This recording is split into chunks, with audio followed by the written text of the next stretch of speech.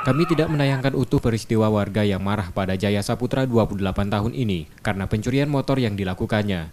Pemuda asal desa Kambahang Lama, Kecamatan Talang Padang, Kabupaten Empat Lawang, Sumatera Selatan ini tak berdaya saat warga menangkap basah tersangka yang berusaha membawa kabur motor curiannya.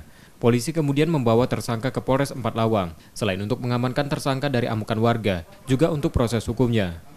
Pada polisi, tersangka mengaku itu merupakan kali kedua ia mencuri motor bersama temannya yang kini masih buron.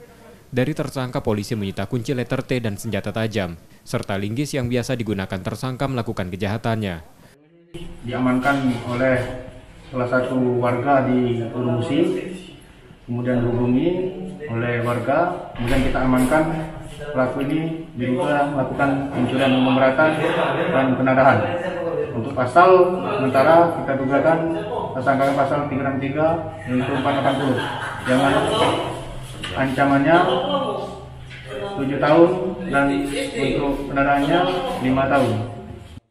Polisi kini masih akan mengembangkan penangkapan untuk menangkap satu pelaku lainnya dari kasus pencurian motor ini.